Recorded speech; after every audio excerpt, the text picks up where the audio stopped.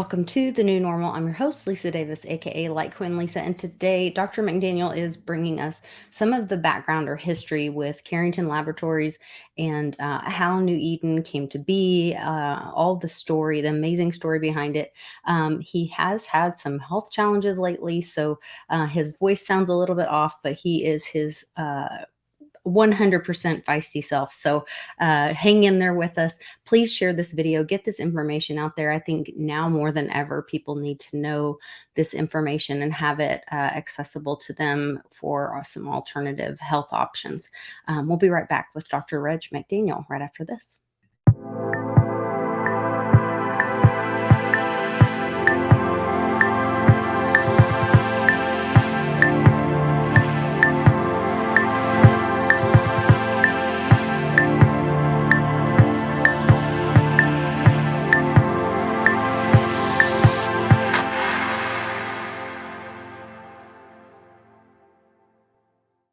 Dr. Reg, welcome.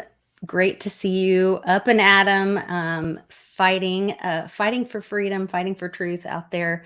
And I appreciate you joining us today. I know you wanted to start, before we get started on the slides and the information, you wanted to give a little bit of background. So if you can kind of get us started with that, then we can start with the presentation when you're ready. Well, I first assume that most of the people that are listening to this lecture series don't want to be biochemists or molecular biologists or geneticists, but the number one question is, what can this do for me and my family? And this is an important time, I think, for people to know this information I'm trying to share with you, because the price of eggs and gasoline and everything seems to have gone out of the top, what they call inflation. And if you've got a health problem in your family where you're having to go to the doctor periodically or take high-priced pharmaceuticals, you have a financial health problem. And what I'm trying to share with you is personal, preventive, and interventional health management that is safe beyond compare. It's effective because it supports and works with the engineering and design of life that is in all our cells and all our systems, that the cells are run by the genes that take nutrient molecules and hook them together in cellular synthesis to make bioactive molecule compounds that run the biochemistry and the physiology of life. And there's no more safer and economical and effective way. And in this times of inflation, and I think everyone, I know I'm concerned, they tell us our dollars are not going to be worth anything. And they tell us if you've saved any money that it's decreasing its purchasing value. So finding out some way to manage your family's health and personal health safely and economically is very important. And this is so important that I was asked to make a presentation for the United Nations at one of its sponsored conferences. And if you're interested in the content of this, my email is capital R, and then the rest is lowercase. Lowercase, that's the word I was hunting for. Yes. It's R McDaniel, RMCDANIEL, at Wellness Quest, WELNESSQUEST.org, and ask for the United Nations summary. It's in a scientific poster that it's of such importance that a bishop from India had written a pamphlet that they have millions living in abject poverty in India, less than $1 a day, the entire family. And yet the government is responsible for health care in India, and they do not have the resources to build the hospitals, train the doctors and nurses, and to practice Western style diagnostic and therapeutic medicine. And he really understood this presentation for the United Nations Mm-hmm. that was how to have safe, effective, and economical management of health by mass populations. And of course, the United Nations is responsible for all the nations in trying to help provide good health at an economical rate. And there's nothing better than this. And that's why I'm trying to share this with your listeners that use this, because we are trying to slowly go through understanding why this is so beneficial. And this series we're going to do today is how all this got started in the early 1980s at Carrington Laboratories. And Carrington Laboratories came from a founder by the name of Clinton Howard that had a little company called AvaCare that had 12 products made from aloe vera leaf gel. And most of this was lotions, potions, creams, and salves to put on your skin, which is commonly known throughout the South, for example, to put on any kind of skin lesion. But he had a green bottle of aloe vera leaf gel beverage called Carolo. And in 1984, 85, he had seven different individuals from seven different states. It's important when you have anecdotal health responses that they're from different areas of people that don't know each other. In other words, it's not just an emotional mass hysteria. It's people coming up with benefits for health from multiple sites that don't even know each other by drinking this Carolo leaf beverage, that they were on their deathbeds expecting to die because they had a new infection that no one knew what caused it and there was no treatment.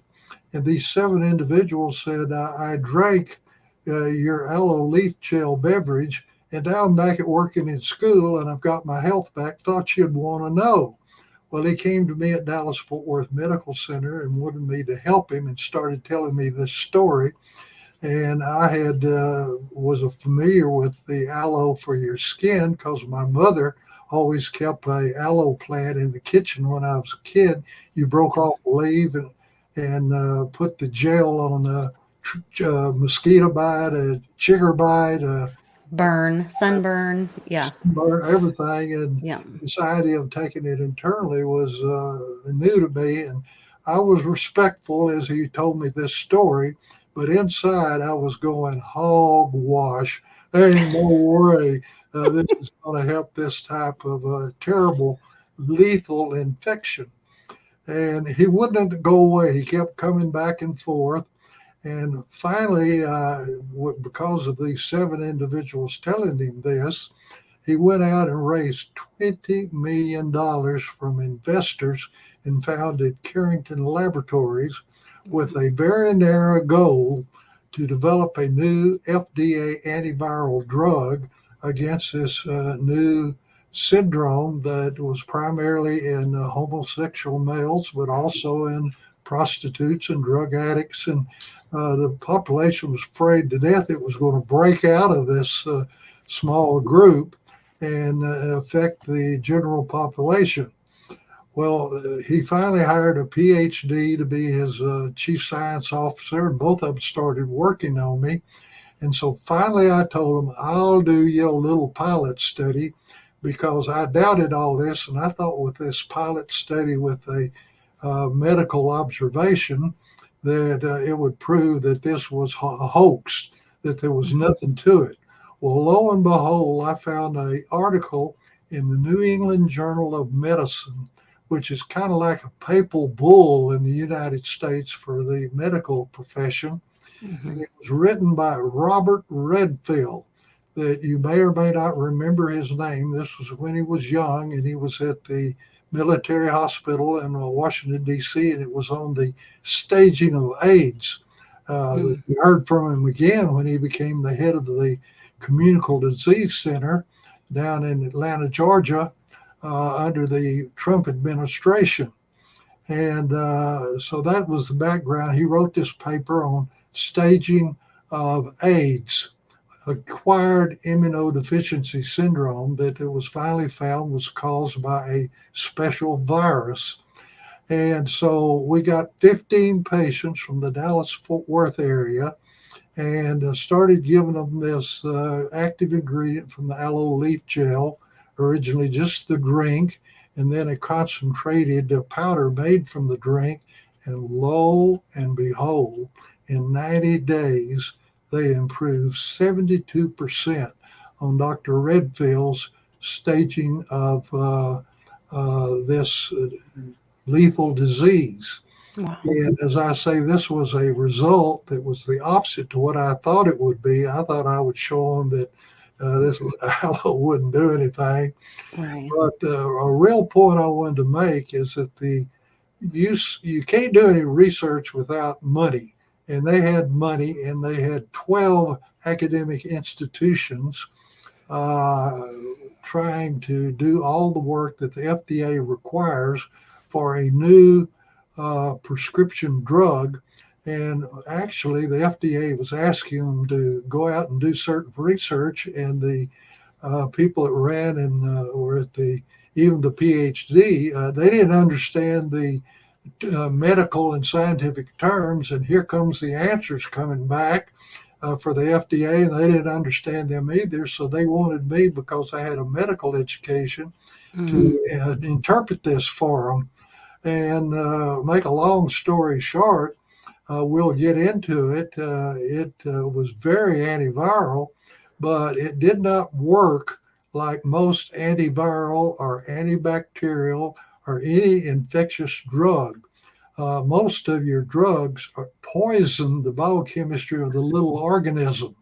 This doesn't work this way. This boosts the host defense mechanisms of the person that's being infected. In other words, through the genes, the active ingredient from the aloe works to boost the body's defenses. And when you boost the body's defenses, you can either prevent or restore normal health.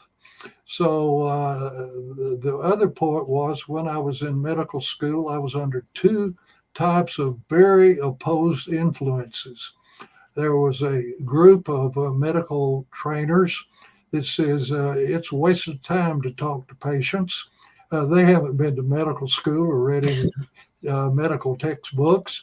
What you ought to do is to draw a lot of blood, do a lot of laboratory assays, and then do a radiologic scan of the body and tell you if anything's abnormal, and then you make your diagnosis.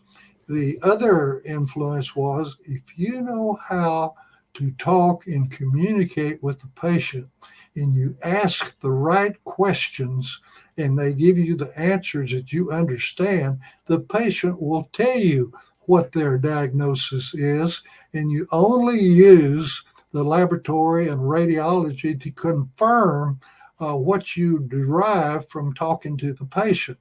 Well, the reason I tell you this is that I was only had a narrow job in the early 1980s. This started in 1985 for me to interpret for them what was going on for the FDA. But I kept talking to the patients about what was happening when they added this active ingredient from the aloe to their diet, whatever their problems was. And I was in awe and astounded by what this does to restore the normal balance of gene function inside the body. So that by now I've had, by listening to people and paying attention to the patients over and over again in different sites, getting the same story, that I've had over 800 what I call deviations from normal health reported to me as improving and restoring normal health for safe, effective, and an economical cost by what you can do by adding this to your diet. And I hope that anyone that is looking at the lectures realize that we're trying to get across that this in these troubled times is personal, preventive, and interventional health management. So let's go to the first slide. And Okay. it's about how 1985 I was brought on as a consultant. Let's go to slide 2. Okay. I had, is the history I've just been telling you. Hmm. It's outlined here, and its main thing is that 7 patients with a fatal disease said that taking the aloe vera gel restored their health. And so the person that had the little company went out and raised $20 million to do research for a narrow focus to develop an antiviral drug from the active ingredient in aloe vera. I was skeptical that aloe would be of any benefit, but I did find this paper in the New England Journal of Medicine by Redfield. And so we did, starting in the fall of 1985, 15 uh, male AIDS patients from the Dallas-Fort Worth area and giving them the active ingredient from the aloe plant. And that I was astounded that by giving this to them in 90 days, they had a 72% improvement on the Redfield staging of this condition. Next slide, please. Uh, One of the things you need to know is that the aloe leaf gel is 98 to 99% water. It's a natural hydrogel, and there's only 1 to 2% solids. So in this 1 to 2% solids is whatever is of benefit to health.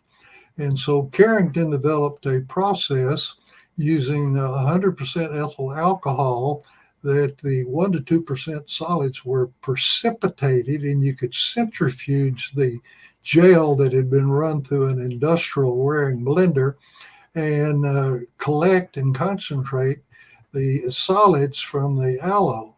And there had a little research lab at Carrington Labs to use tissue cultures and small animals as they begin to process these solids, is whatever the bioactive principle that they were seeking was still in it.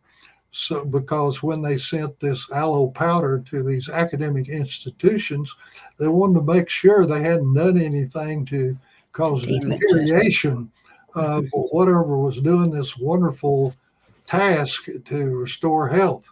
Well, out of the blue, in a rainstorm, a PhD, recent graduate from North Texas, was by mistakenly dropped off by a taxi in the Trinity Valley in the middle of this storm at the wrong address. And one of these package companies that have a company policy that you don't pick up anybody, that you just deliver packages, sees this little fella from Africa that is on the corner with an umbrella in the rain on the wrong place, waiting for a taxi to come by. And so he stops asking what's going on. And he says, "You'll wait here forever, and there'll never be a taxi down here in the Trinity Mhm. Valley." Says, "Get in here with me, and I'll drop you off at my next package drop." Well, lo and behold, this next package drop was Carrington Laboratories, a little research laboratory and processing facility of gels.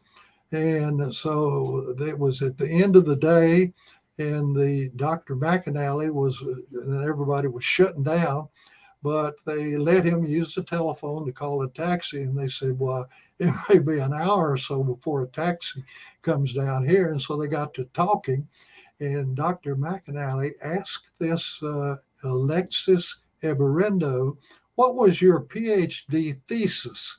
And he said, "Separation of oligosaccharides by instrumental process." Well, that was just exactly what the research project needed to find Wow. out what in the world this white powder that was being precipitated with alcohol from the aloe leaf gel was. And Dr. Eperendu because he was probably the only person in the United States, if not the world, that was focused on this, which is Right.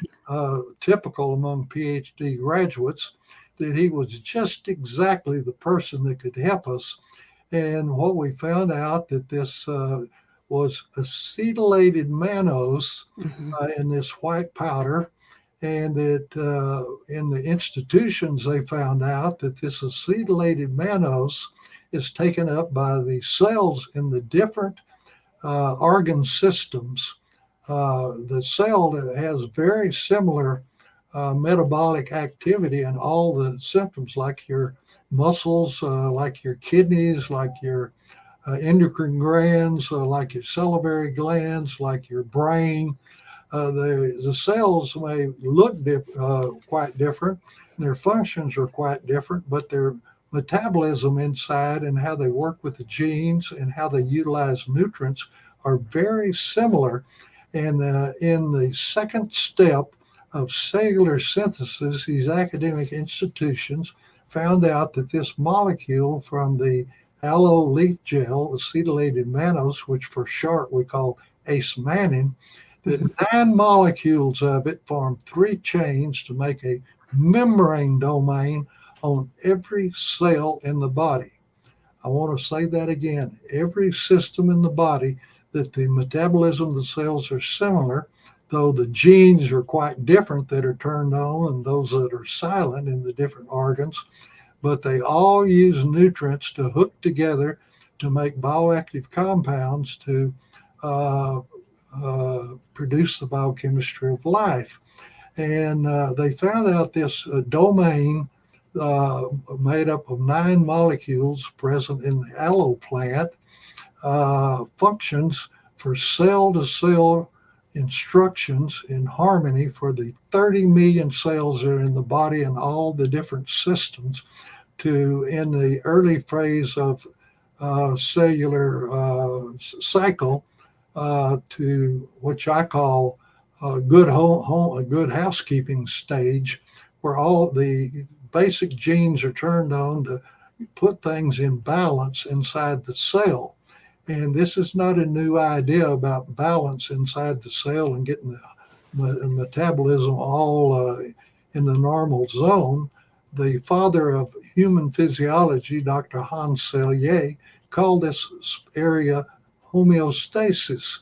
And so this molecule from the aloe plant works in all the cells and all the systems to move the metabolism to the balance zone of homeostasis. Well, this homeostasis is the normal zone for cell environment.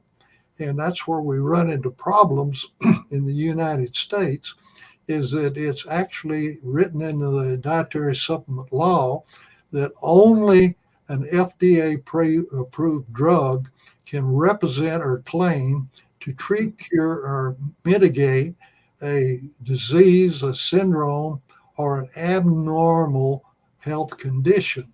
Well, when you got the cells all in balance by this molecule from the aloe plant and you're in homeostasis, that's the normal zone. There aren't any Right. disease that was there will go away because the right genes are turned on to move everything to the normal zone.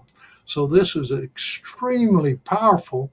And finding out this biochemistry and then different patients telling you wonderful things that happened in their restoration of their health that they had tried for days, weeks, months, and even years with compromised health.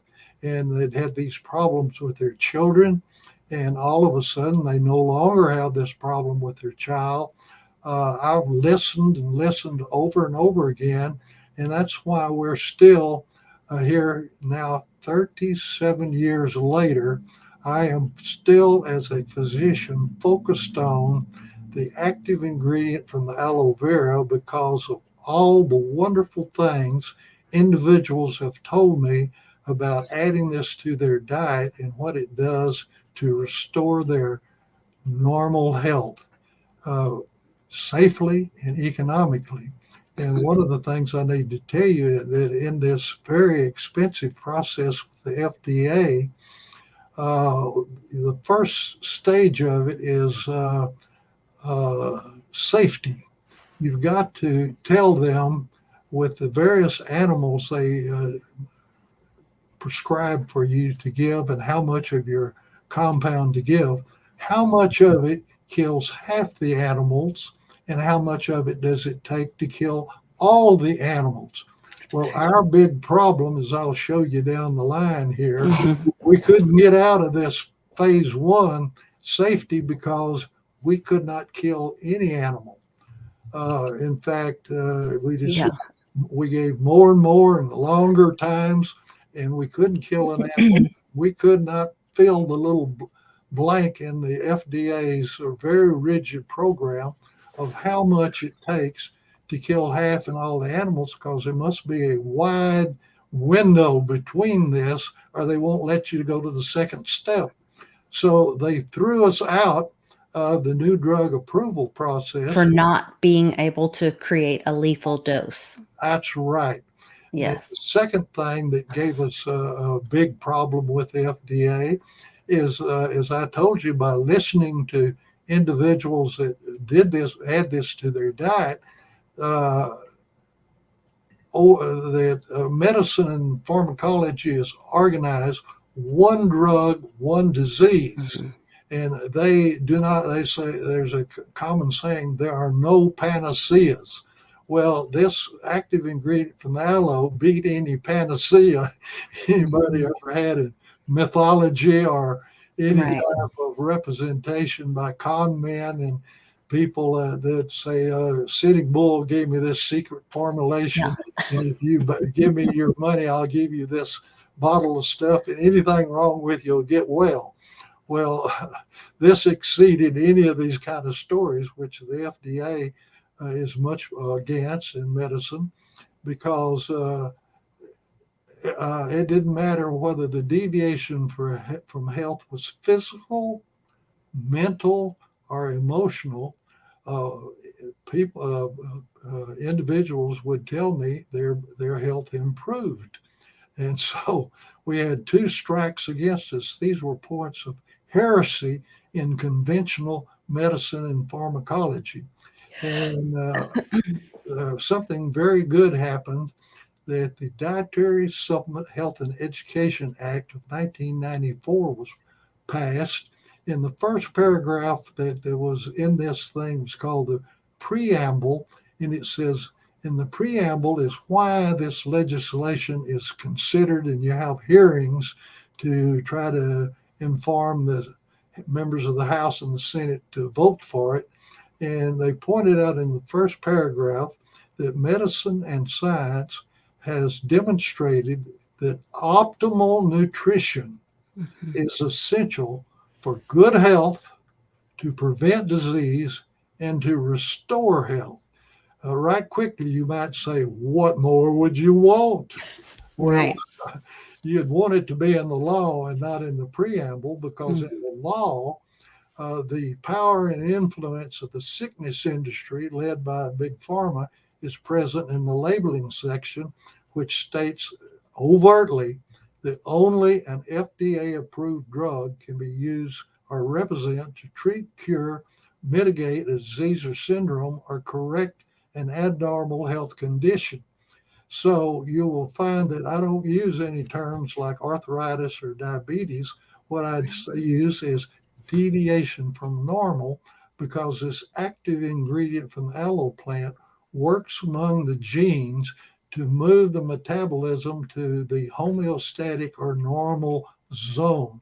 So this is by using nutrition, you move the biochemistry and physiology of life to the homeostatic zone. And this is far more powerful than we ever dreamed could be possible, that this could be of such benefit for health. And you should have it in your diet. If you want a simple explanation, very simple, what we provide in this formulation, New Eden, which we talk about, is to put back into the diet the nutrient molecules that were commonly present in the family garden and orchard decades ago, when we were a much more agricultural society, and nearly everybody had a garden or an orchard. And very importantly, you let the fruit or vegetable mature on the vine so that the genes in the plant could put the nutrient molecules required by the genes in the animal kingdom, including humans, that are needed for cellular synthesis. So let's go to the next slide. Now, this is a symbol that was used, and I'm giving you kind of the status in 1991 of the research that everything has developed after being thrown out of the drug process and realizing that this is an ingredient in the dietary supplement industry and is utilized by the genes to make compounds that run the biochemistry of life. And so we're going to give a status report of what's going on.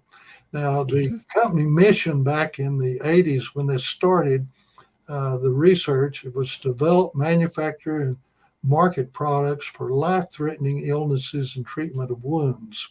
Next slide, please.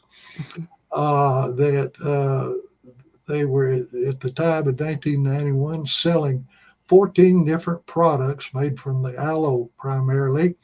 And they had developed one of the things I was telling you, that we found out that the ace-mannan boosted the body's defense mechanisms instead of poisoning the infectious agents.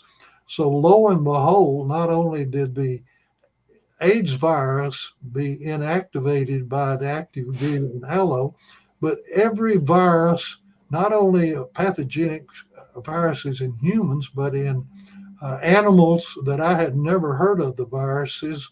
Down at Texas A&M School of Veterinary Medicine, they tested it, and even to viruses that affected plants. So they focused on trying to develop this drug for AIDS, for cancer, and for ulcerative colitis. And right quick, you ought to recognize that these were three conditions which conventional medicine had very poor results in. And these three conditions were responding to the active ingredient in aloe. In the 1991 sales at the time, the quietus was put on this company by the FDA. They were doing 15.4 million. They had a sales force of 39 that was having a very hard time getting medical clinics and doctors to use this because it was a nutrition and not an FDA drug. And so Medicare and Medicaid didn't pay for it, and insurance companies. People had to pay for it out of their pocket. And all of this was done in an FDA-approved production facilities. Next slide, please. Now, this was some of the work of Alexis Eberendu, the PhD from North Texas, that used the instruments to find out that the ace-mannan looked like, when you draw it out, all the atoms, where they are and how they're organized, that particularly on the right, a long chain of this is it looks a lot like glucose. But in glucose, where we have the round circles for a terminal carbon and the carbon and three hydrogen ends are on the outside of the helix, and whereas in glucose, it's on the inside of that structure. And so it's burned for energy if it's on the inside, but if it's on the outside, sticking out, other molecules can attach to it. Oh, okay. Used in metabolism. Very important. This is a spatial thing that it's in fluid. And if you put it in a mirror, you will find that these atoms are in different places in space. Now, the drawing at the left is kind of getting into quantum physics, is that you see all the electrons orbits that circulate around these atoms that are the source of the energy that's in this molecule. As I say, I grew up in what I call the Newtonian universe where they talked about substances and about how you can measure differences and you can weigh things. Whereas in the quantum universe, they talk about energy management. And in energy management, you come up with structures that look like that on the left, whereas on the right is more like the way biochemistry has been thought of for decades before they got into the fact that every atom has a certain amount of energy that's different from another element. Next slide, please. Well, the corporate strategy for the company was to be effective where medicine was weak and to be strong with common unpopular popular problems like wound management. Man, if you want to see some nasty type of health challenges, it's bed sores and stasis ulcers on people that have, say, had strokes and they're paralyzed and their tissues, the blood cannot circulate through the backside tissues.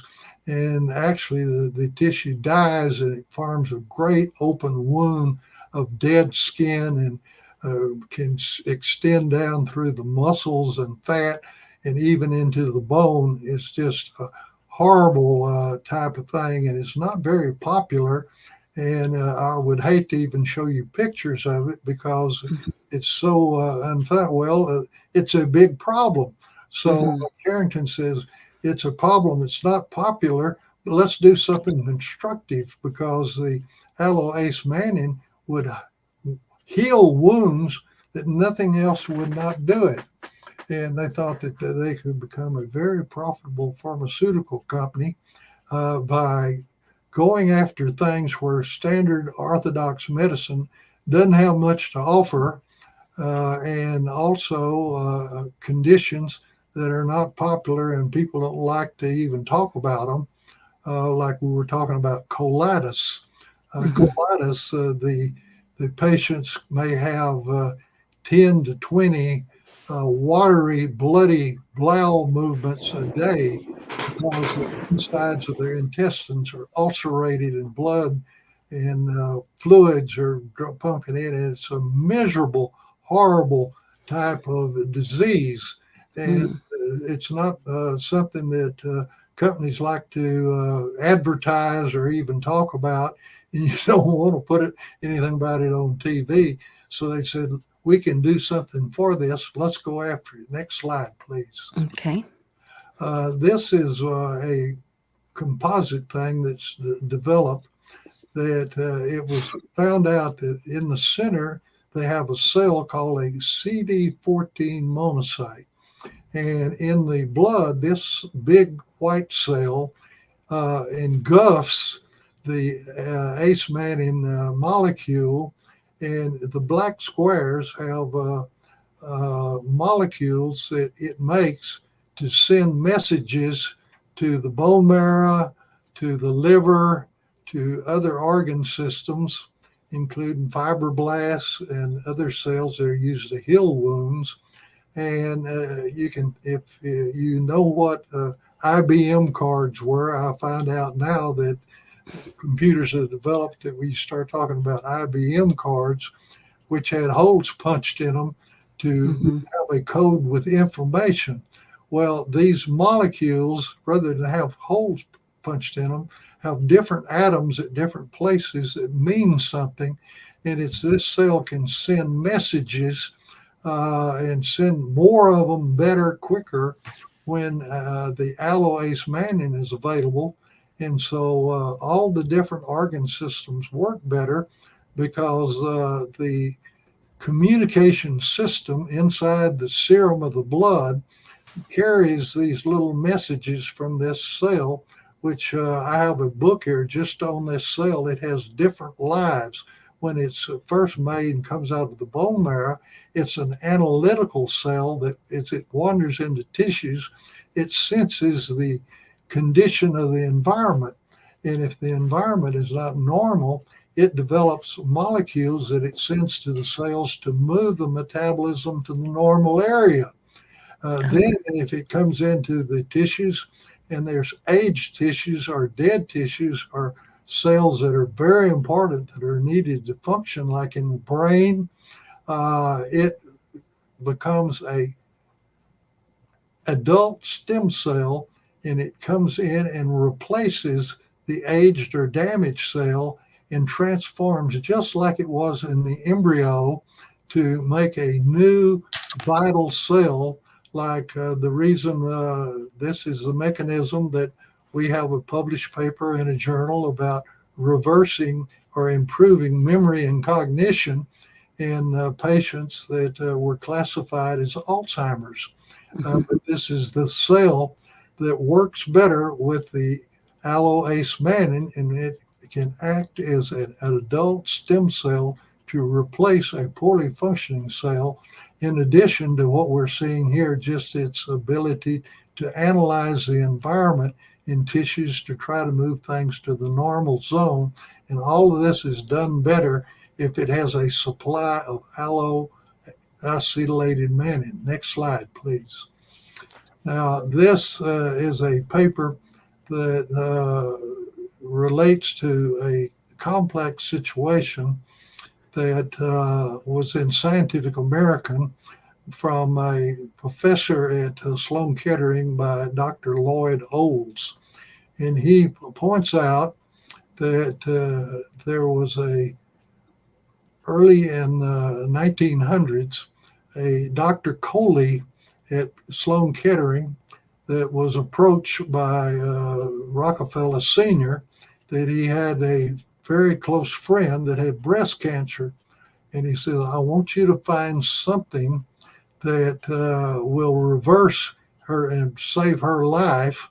And so Dr. Coley went into the literature and found out in Germany they had veterans in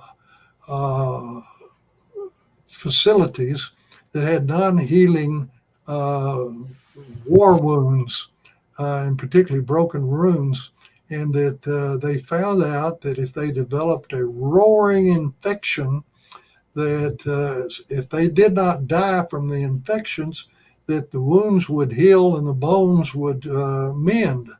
And they studied this and found out it was called a lipopolysaccharide made by bacteria.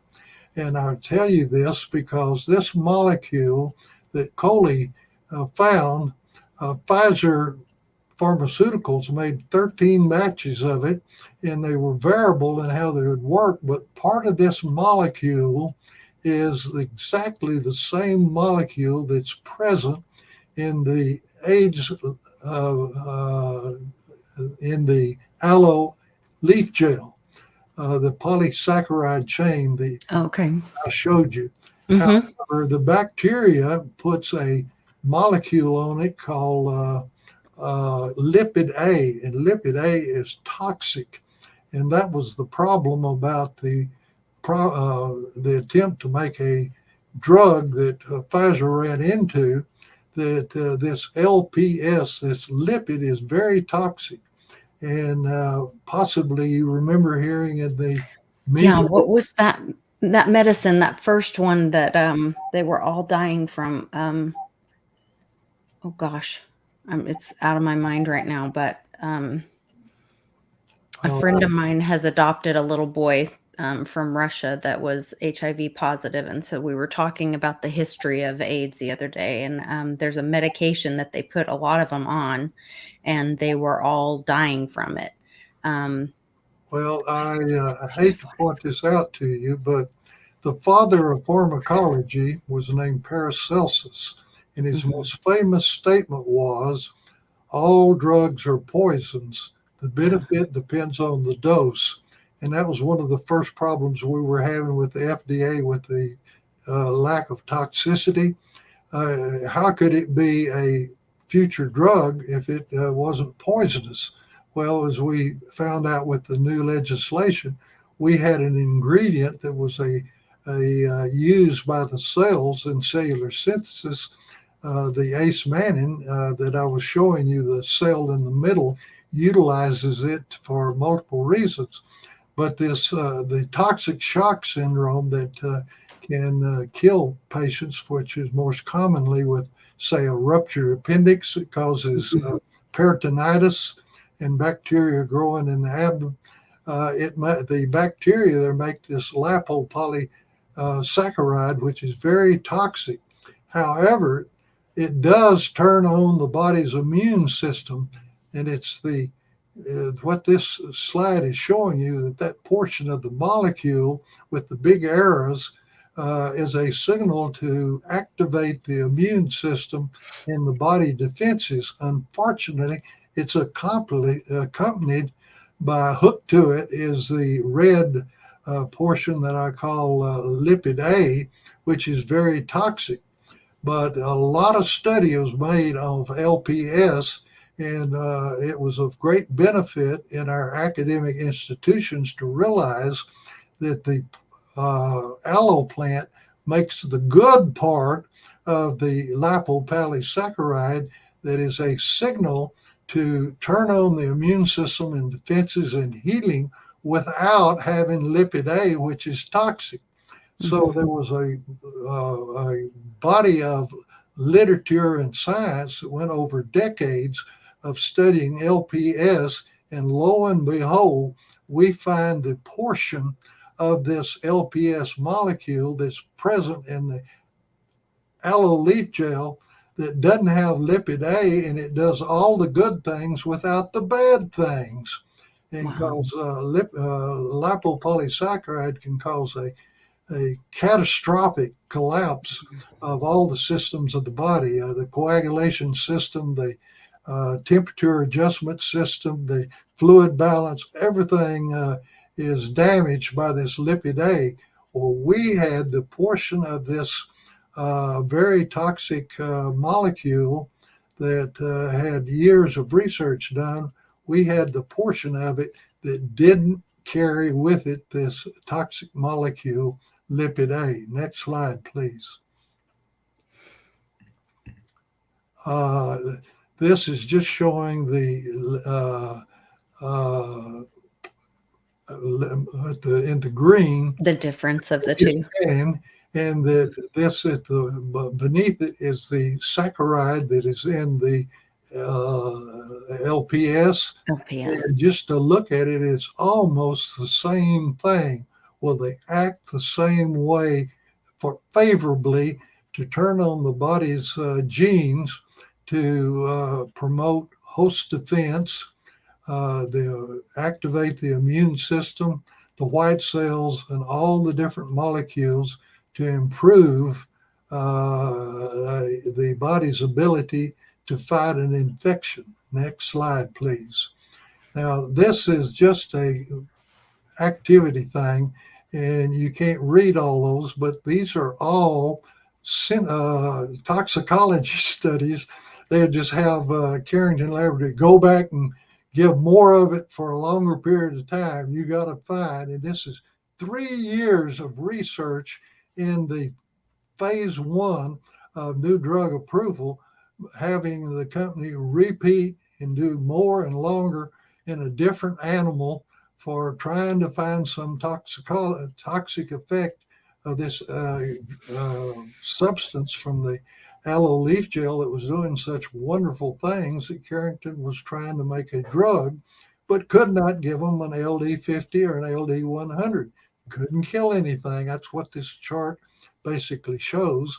And Yeah, so I can see anywhere from 5 milligrams per kilogram all the way up to 80 and even to 200 milligrams per kilogram and no toxicity. And if you can see, it's black, gray, and white. That's 3 years of just testing, proving that there was no toxic effect from this ingredient now that's in the dietary supplement industry.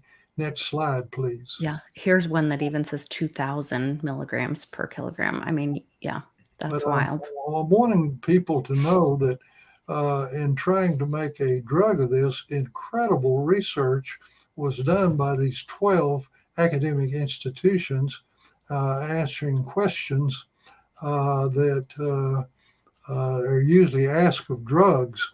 Mhm. Now, this is some more of the toxicology studies.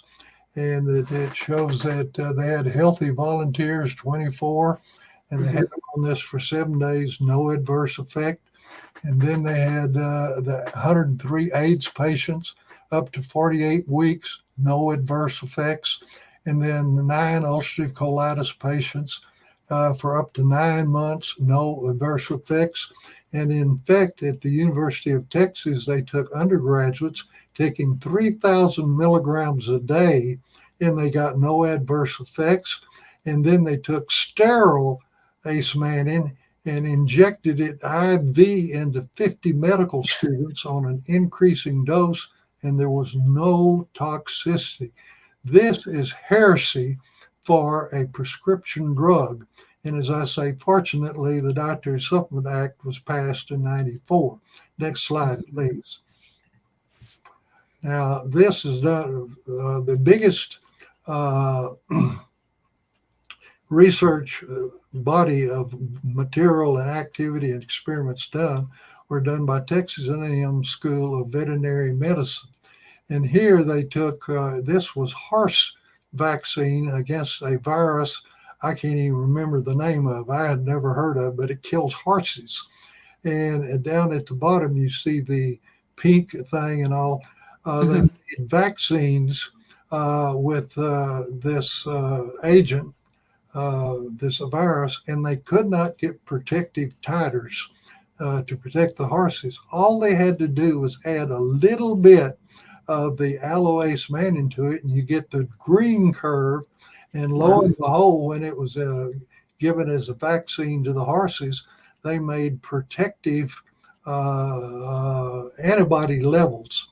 So I was stressing where we had that cell in the middle, and I was saying it sent information to cells of the body, and they increased the amount of activity. Well, this is an example of how in vaccines that all you had to do was add a little bit to the vaccine, and you got protective titers, whereas before you couldn't give any protection against this virus.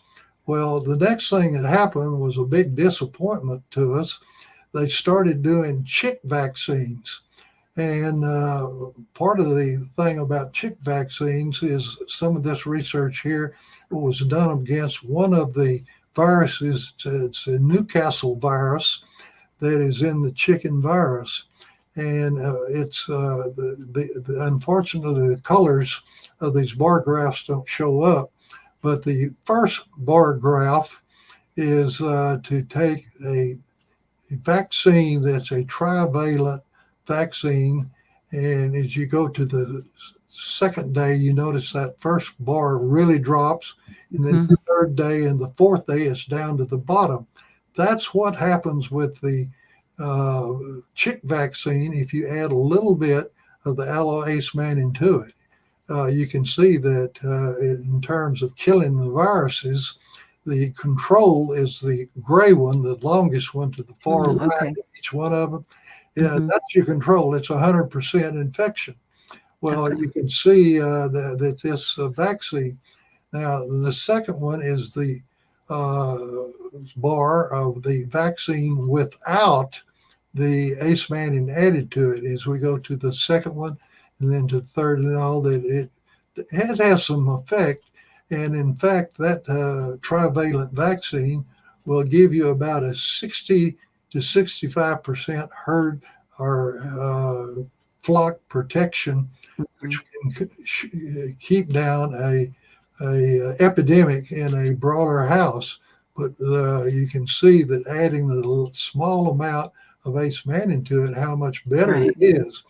Now, the third bar is just the virus alone that you add in tissue cultures, active ingredient from the aloe plant, and lo and behold, it is almost as good as the vaccine alone against the virus. So not only did it make the vaccine work better, but even that pure material has certain amount of antiviral activity, as you can see in these bar graphs. Now let's go to the next slide, which actually gives you some virus total against a it's a Newcastle disease virus. That's what NDV stands for. Okay. And you can see the production with the orange dots of putting it into a culture and how well it grows.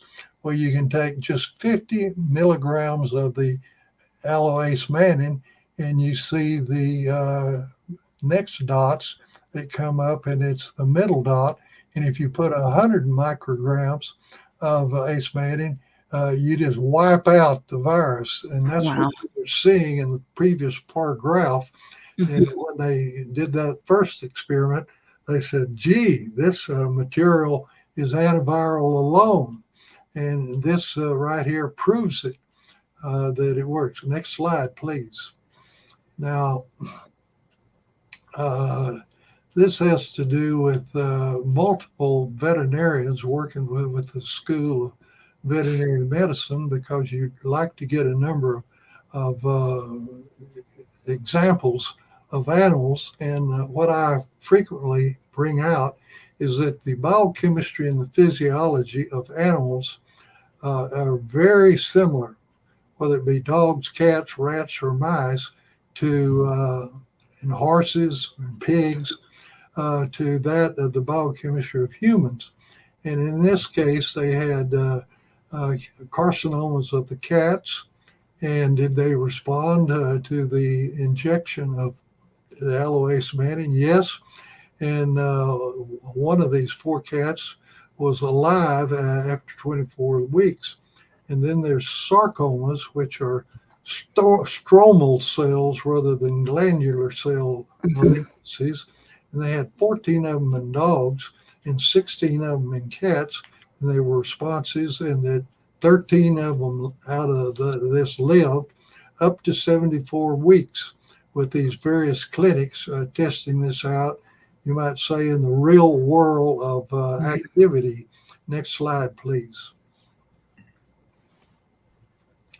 Now, there was a protocol developed for fibrosarcoma because fibrosarcoma is so notorious that it doesn't respond to any kind of radiation or chemotherapy whatsoever. The only thing that works is total surgical removal if you're able to get around all of it when you're doing surgery. That's the only thing that's worthwhile.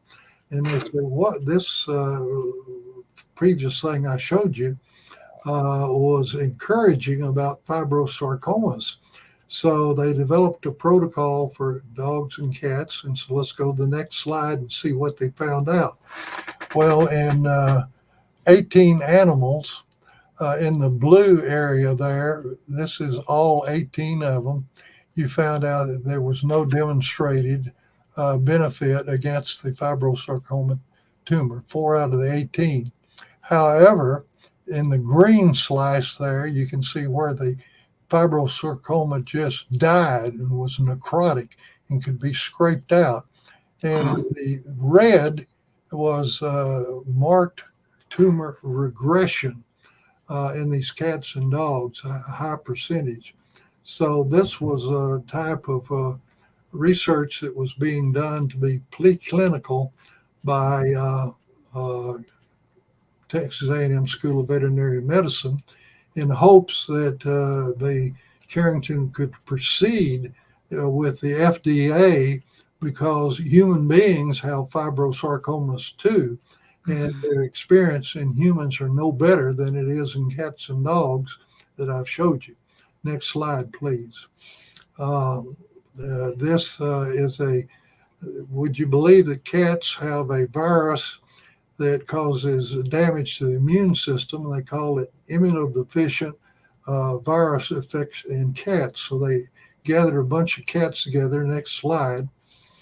Mhm. And here, these are this paper was published, and this is the institutions that went together to do this with the veterinary school and the different veterinarians that participated in this study. Next slide, please.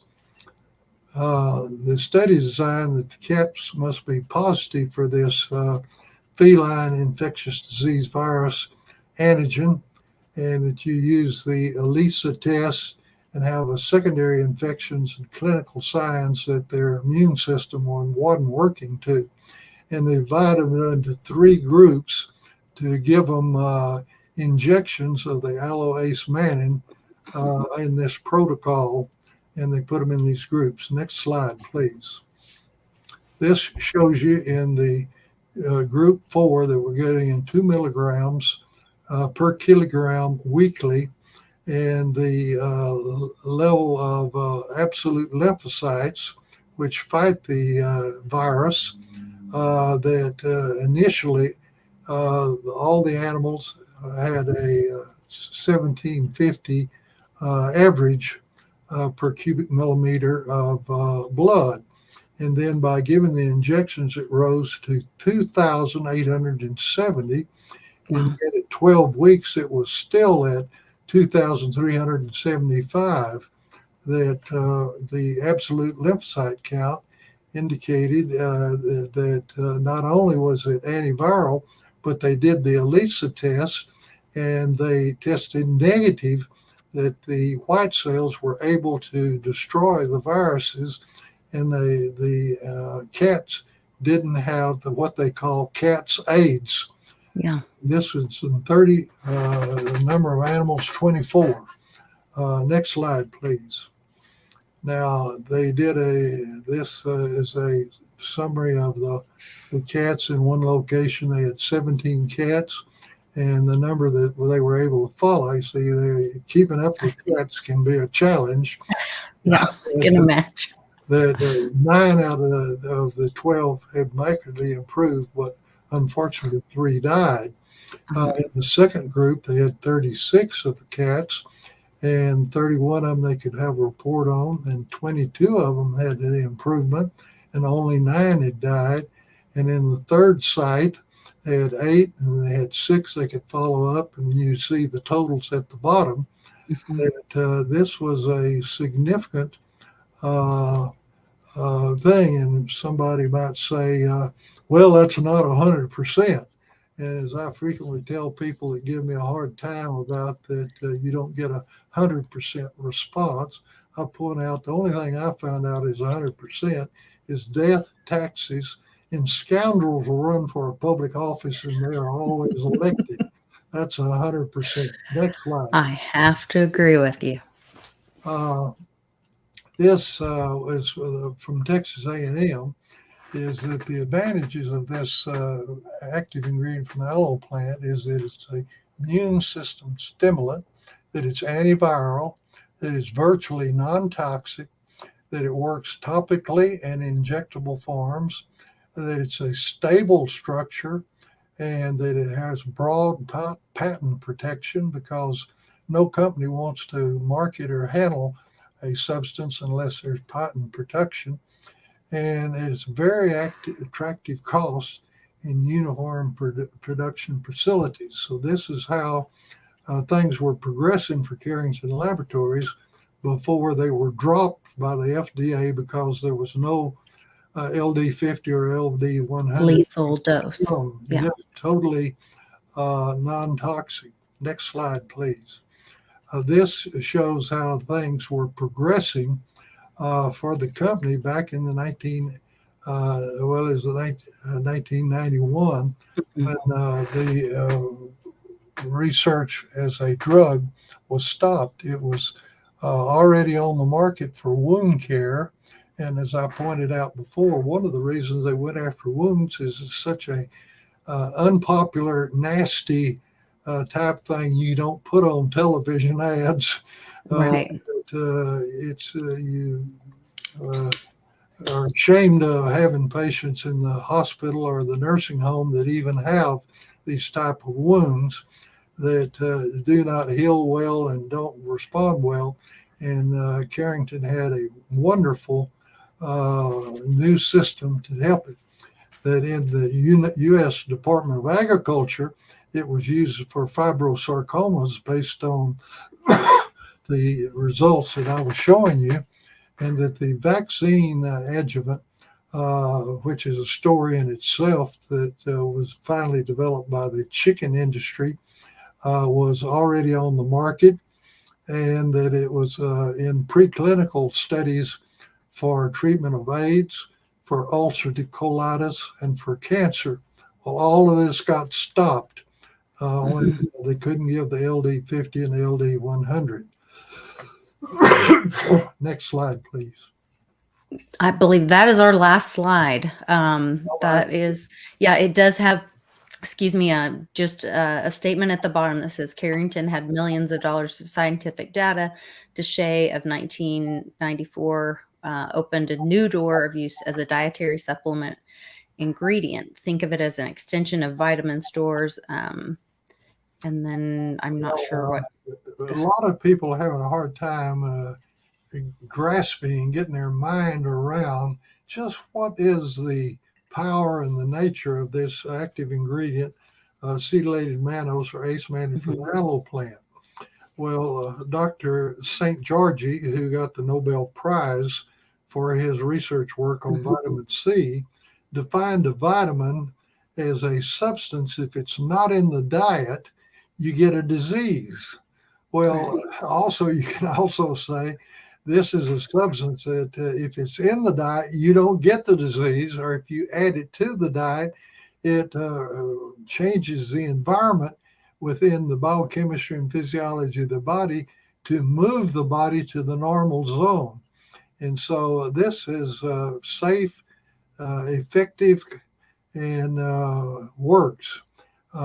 Do we have any more time left, or is that pretty well filled? Sure. No, I'm happy to share some more time with you if you have time. I'm here to. I just was going to bring out that Yeah. because of all of this research, and I was a consultant, and they had me go into conferences and present these Mhm. studies.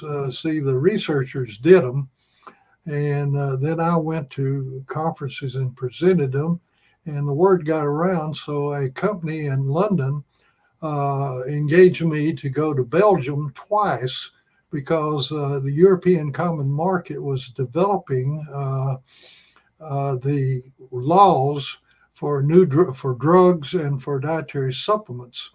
And they were very interested in what we were finding out is that not only is acetylated mannose a molecule that is very important and made in the aloe, but for example, in cruciferous vegetables, Mhm.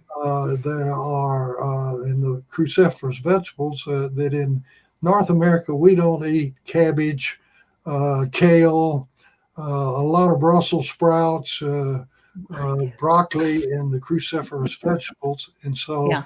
there's a sulfated amino acid called cysteine, which is high or a source in those plants where you can extract that out and it becomes a dietary supplement under the new dietary supplement law, which we refer to as DSHEA.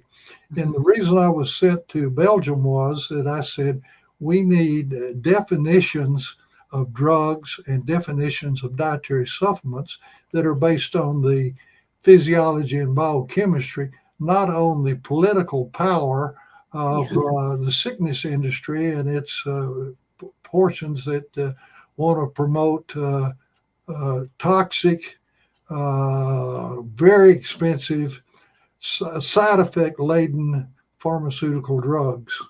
And as I said before them and provided to them, that pharmaceuticals interfere with the engineering and design of life and poison the biochemistry to reduce symptoms. And in fact, the ideal drug, as long as you take it, it reduces the symptoms. But if you quit taking it, it will come back on. And that's good business. And I'm in favor of good business and profits and innovation, but I'm opposed to exploitation of patients.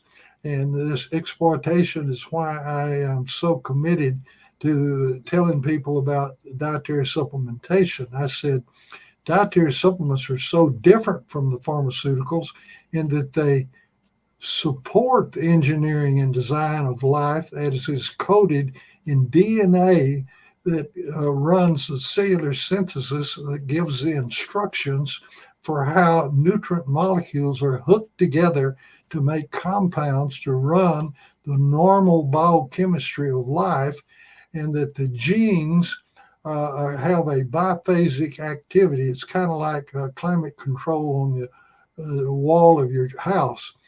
If it gets too hot, the air conditioner turns on. If it gets too cold, the heater turns on. Well, in the genes, if there is an activity that needs to be increased, like against an infection, there's a cascade of biochemical events to turn on the white cells, the acute phase reactive proteins, and all to fight this infection, and you make more of it. But then you want to go back to the resting or waiting phase for the next infection. And lo and behold, I had to go to a conference in Europe to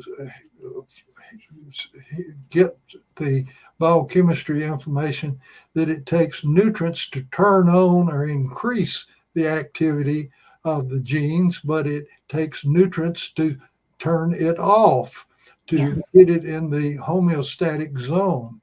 And so that's where the genes are, and why this active ingredient from aloe, and we have added to the aceman and other molecules like the cysteine from the cruciferous vegetables, which are low or missing in our diet, to add to the diet these different molecules that are required in the code of our genes to promote or to move to the balanced or homeostatic zone where our health is at its optimal.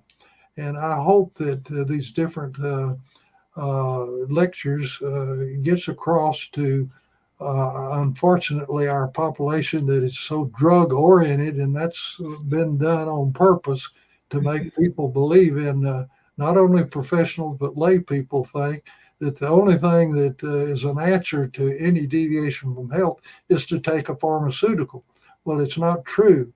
If you have a optimized diet, as is in the preamble to the Dietary Supplement Health Education Act, that optimal nutrition is essential for good health, to prevent disease and to restore health. And it's not only safe, it's effective, but it's economical. And in these troubled times, each family should be looking for ways to reduce their reliance on the high costs. For example, to go in the hospital, it can cost so much that families can't afford it. Businesses can't afford it. If you have to go to ICU, it can cost so much that in a lifetime you can't make enough money to pay a bill for being an extended period of time in an intensive care unit. And you need to be aware of that through nutrition, which is economical, safe, and effective, that you can reduce your family's health care costs while elevating the quality of life. My wife is a physician, and before I had the China virus or coronavirus, she noted that we had been married over 30 years and I'd never been in bed with the flu or any kind of epidemic that was circulating in the community, because I was taking the active ingredient from the aloe that kept my immune system and my host defenses at a high level to prevent illness. And we have a metal fabrication factory up in Iowa that the owners realize the value of this. And so they said, we will pay half the cost of everyday dietary supplementation if you'll pay the other half. And lo and behold, their absenteeism for health problems and their premiums for health coverage for their employees did not rise because they weren't getting sick and were not drawing on the reserves that are necessary when people are always sick. In addition, other than that, there was a small pharmacy chain that understood this. And one of the biggest problems they had is that when there's an epidemic in a community and the people come in and get some kind of college or prescription that the doctor's given them, usually to make them feel better, the pharmacist would catch it and they'd get sickened in bed and they can't find a pharmacist to work. And if they can find one, he's not familiar with where everything is in that pharmacy and they're not very effective. So they started giving it to about 30 different pharmacists as part of being a pharmacist with that chain. And after 2 years, they reported to me, they had not had one pharmacist have a day out of the pharmacy due to a health challenge. And I tried to get them to write this up, and they says, "Oh, we can't. We got to keep this quiet because we're dependent upon the drug pharmacy companies to supply most of our prescriptions, and even the state pharmacy association might be very hostile toward the fact that we're using nutrition to improve the health and decrease the healthcare costs of our entire chain of pharmacies." So this is something that really works. And I wanted to point out today a lot of basic science research was done by multiple academic institutions starting in the 1980s before Carrington Laboratories was thrown out of the FDA. And now it is made available as a dietary supplement under the new legislation that recognizes the power that is encoded in the DNA in our genes to promote good health if you provide the genes with the nutrient molecules that are required to give protection and benefit for better health. And so with that, I hope that I've gotten across that a lot of science was done with the $20 million that Carrington Laboratories had, but it was not successful in making a drug out of a substance that is really a nutrient that if you don't have it, you can suffer health deviations. And if you have it, you'll avoid deviations from health. Thank you. Well, thank you so much. That is great information. And I love seeing, all of the research behind that. I know you have many other stories and documentation from all over the world with results so that you can share. I did put your email up on the screen during the video that people can contact you directly with more questions or to get more information. And you can also reach Dr. McDaniel at the link in the description of this video when you place an order for your New Eden. If you place an order for your 6-month auto ship, you will receive a free box of daily probiotic with your order.